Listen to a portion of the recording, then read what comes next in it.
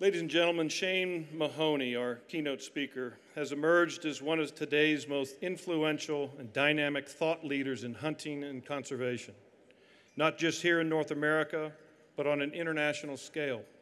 Deeply passionate, highly insightful, and often challenging in his views, he is one of those rare individuals who can reach deeply into our thoughts on hunting and somehow help us to better understand why we feel as we do, and why our conservation mission is so important. Shane is also rare in that his views are respected across the entire spectrum of the conservation world, in both the scientific and professional wildlife communities, as well as by NGOs and the hunting and non-hunting public. He is everywhere recognized as a tireless worker on behalf of wildlife and a vocal proponent of sustainable use as a conservation practice. While many of us has read his essays, heard a lecture or two, know of his scientific publications, viewed his films, or sought his advice on predator-prey systems or caribou behavior, most of us know him only from one perspective, and few of us can know or appreciate the full range of his engagement with the hunting and conservation world. Having been employed by the government of Newfoundland and Labrador for over 30 years, Mahoney is no stranger to public service or the challenges of managing wildlife on the ground. Holding honors and master's degree in science, he has served in a variety of leadership roles, including Chief of Wildlife Research for that province, and more recently as Executive Director of Sustainable Development and Strategic Science. In 2001, he founded and subsequently led the Institute for Biodiversity, Ecosystem Science, and Sustainability, an organization that for the past 14 years funded graduate student research at numerous universities in North America and Europe.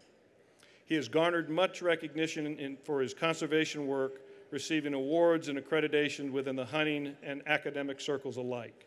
He was awarded the Gold Medal in Wildlife Science by the Cesar Kleberg Institute, was named International Conservationist of the Year by Safari Club International, was listed as one of North America's 25 most influential conservationists by Outdoor Canada magazine, and was nominated for Person of the Year by Outdoor Life.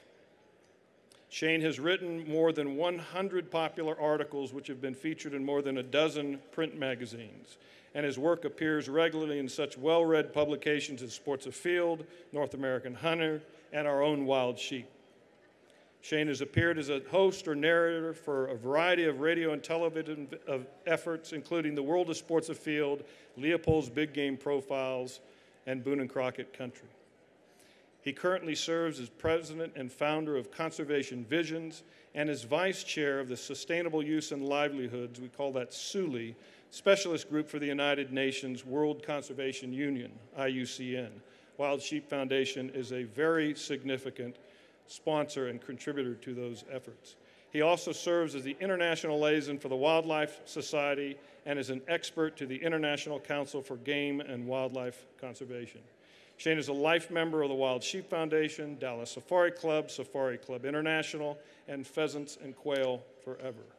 Shane is a friend of the conservation world, and without a doubt is the spokesman that we need. Ladies and gentlemen, my very good friend from Newfoundland, life member Shane Mahoney.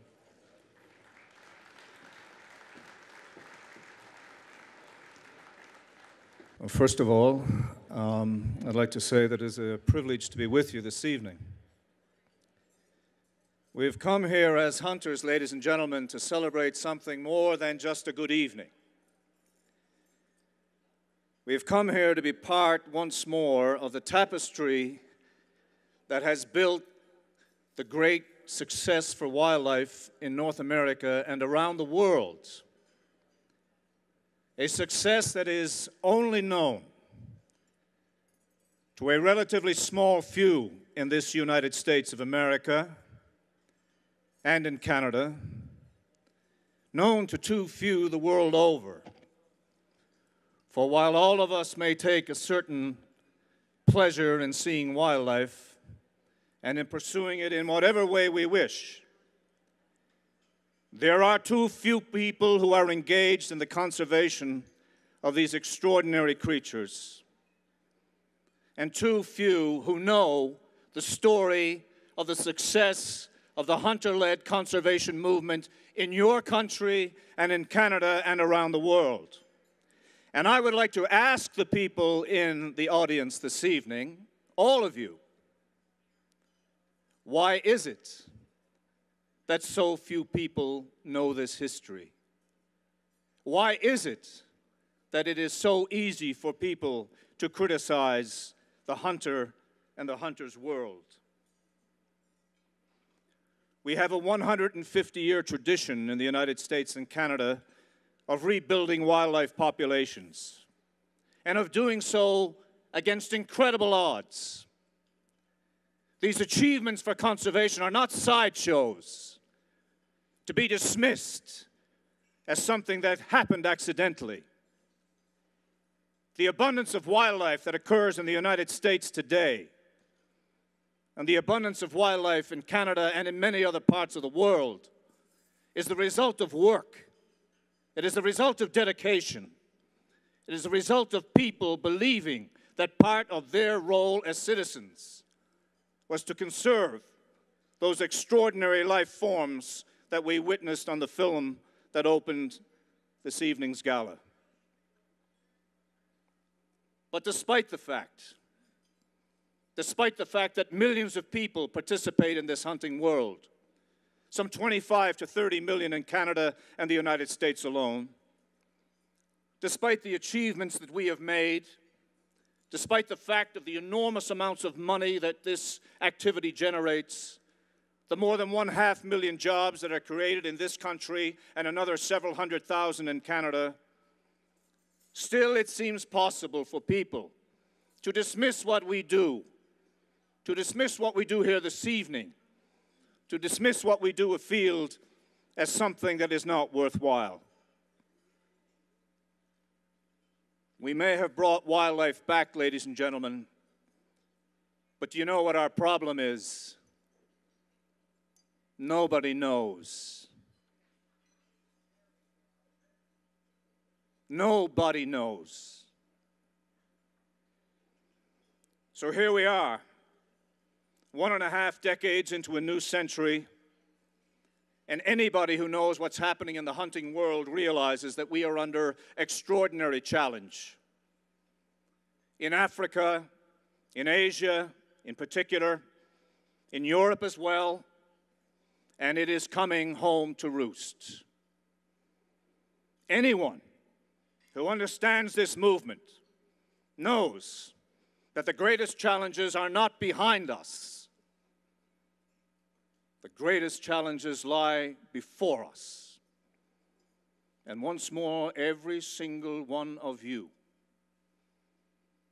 and everyone like you in every organization like this, every person who knows the slide of that bolt coming back, every person who knows what it is to come over that rise and see that animal for the first time, every one of you who knows what it is like to break out at the beginning of a day in darkness and wonder what spectacles will lie before, it falls to every single person who has ever experienced that to now stand and meet the challenges that are coming our way. This is not a fight that ends with some silver bullet. It is an ongoing, unending, honorable, noble struggle. And we are either part of it or we are outside it. So what does this leadership that we require now look like? First of all, let us set aside two myths. One that we have allowed to grow in the public mind, which is that wildlife exists by accident. There is not a creature that flies, that swims or crawls over high mountain crags, that will exist on this planet by accident anymore. Those great species will survive because of what we as people do. There is no accidental wildlife abundance, ladies and gentlemen. It is time that as hunters, we set out to destroy that myth, break it down to powder, and scatter it in the four winds. The second myth is our own. And that myth looks like this.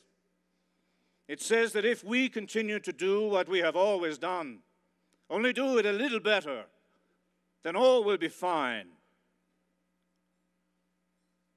But have you not noticed? It is a new world. Do your young children not see things differently? Are there not new problems that we did not even imagine? Who would have thought of ISIS or Al-Qaeda or the innocents that have died the world over because of their vitriol and bitterness? Our leadership in the hunting world cannot be the same as before. The public is demanding more. Our government agencies are demanding more. The international organizations that have the capacity to shut hunting down are demanding more. And the one thing that they are demanding from hunters and from the organizations that represent us is that we stop talking the talk and we start walking the walk with respect to conservation. It is not enough for us to gather a few catchphrases, to use a few terms, to interject the word conservation here and there in a conversation. That day is over, thankfully. We need leadership with vision, ladies and gentlemen, not just courage and commitment. Remember, a courageous and committed man can forge all his life to create a path to nowhere. Vision is what will make the difference. Vision is what got Teddy Roosevelt to his feet. Vision is what started us down this road. Vision is what people who led the hunting movement have had in times of crisis. The notion that we can circle the wagons, you hear it all the time. It's our right. We circle the wagons and we fire from within. And we'll keep it then, by God. It's whistling in the dark. Only if we prove the relevance of what we do in a modern world will we get to keep it. Only if we prove the relevance of hunting will we stand rightfully to inherit the legacy of Theodore Roosevelt, Aldo Leopold, George Bird Grinnell, Ding Darling, and all the others who forged the path before us. It is a mistake, a huge mistake, for the hunting movement to focus on the extreme animal rights movement and the anti-hunting movements alone. This is a fatal mistake, and we are making it all the time.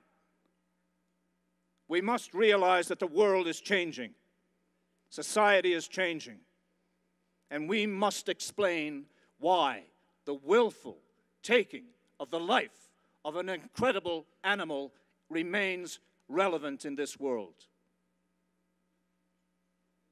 And can we do it? Yes, we can. And I will tell you why we can do it. It is not because of the jobs we create.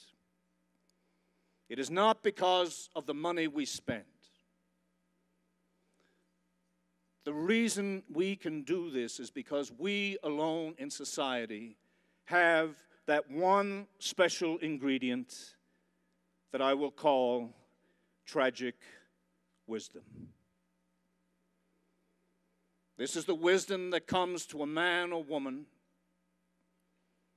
who has taken the life of a wild creature. It is that complicated feeling of achievement mixed with an emotion that wonders and remembers the great beast as it was. It is that moment when suddenly we realize that there is no life without death, and that the entire world is one world of which humanity and wildlife are a part. We cannot expect the average person in society who has never experienced this to understand intuitively what I say. But each of you has this tragic wisdom. It is not to be made little of. It is not to become part of some killing spree machine or the people who advertise that as hunting. It is to become something that convinces the average person in society that this man or woman has tread somewhere that I have not yet gone. And because of that, they have a view of life and of the world that I cannot yet have, but that I can respect.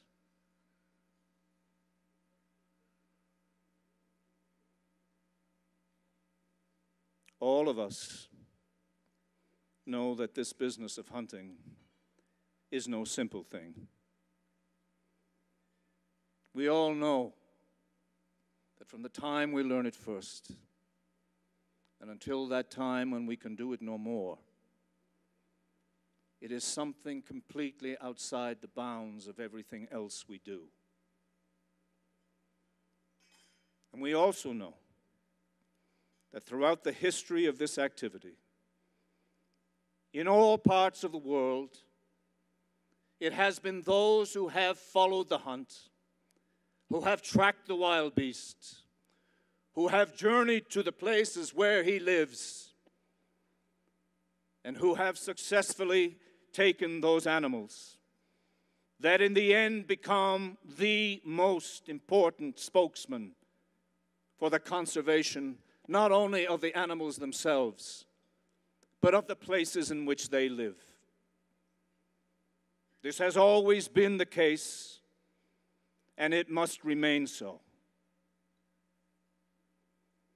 For those who would deny these truths, for those who in the hunting world say, I am afraid of being too green, I am afraid of speaking about these things, well, let me tell you, the greatest hunters who ever lived, and I put Theodore Roosevelt in that category, but also Selous, and also O'Connor, and a host of others. Not one of them were afraid to speak such things.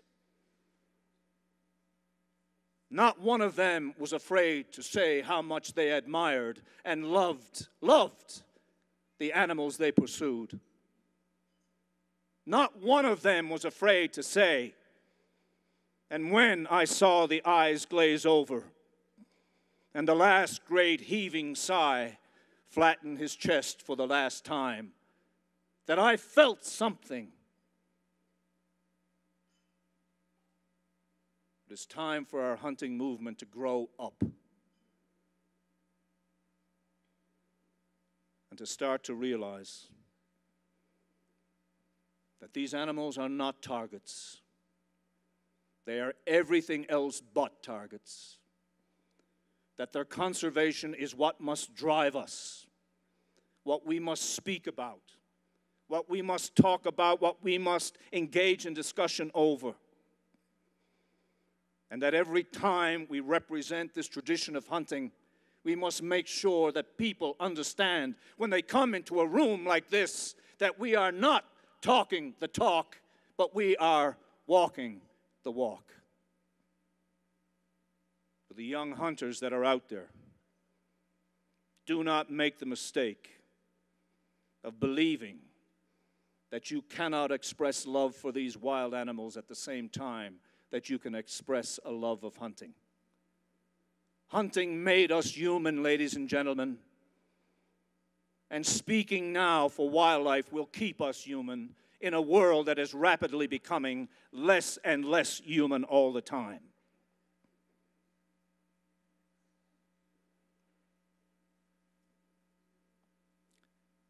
I want to thank Gray Thornton and his board and this organization, not for having me here. I want to thank them for creating something that's called a conservation night. Because there ought not to be a small child, girl or boy, who first is taught how to handle a rifle or a shotgun or a bow. There ought not to be a single moment pass from the first time that a father or mother begins to extend this tradition to their children before the word conservation is used. All animals die, ladies and gentlemen, just like us. Animal death is a constant and absolutely essential part of the natural world, the predator and the prey. We become part of that unending cycle only one way, and that is through our deliberate attempts to hunt and kill creatures. If we take no more from that act than the glory of having done so, if we take no more from that act but bragging rights among some circle of friends, if we take no more from that act than another check on our list, then I believe that animal has died in vain.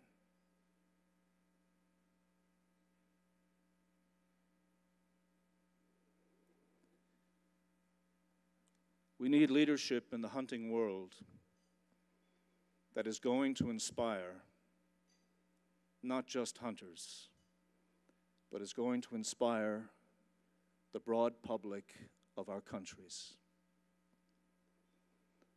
I wish to see a time when the public speaks about a hunter, they speak about an individual whom they believe is at the head of the movement to conserve wild places and wild creatures. We must broaden our reach and our embrace, ladies and gentlemen. We must speak for places and creatures that we may never hunt. We must keep wildlife with us, and we must teach those who will follow us in the hunting tradition that we stand at the pinnacle of principle when we work to conserve the wild creatures that we pursue. Teddy Roosevelt told us, and he might as well be in this room speaking to each and every one of you directly here this evening. He had hunted everywhere, and he had loved the birds, the songbirds, every bit as much as the big game animals he pursued. And he said, they cannot speak for themselves, so we will speak for them. I believe this is exactly what the Wild Sheep Foundation is doing. Go further in this regard. Travel harder on this road. And take the leadership position that will be the only one that will conserve hunting in the 21st century. Conservation. Thank you all very much.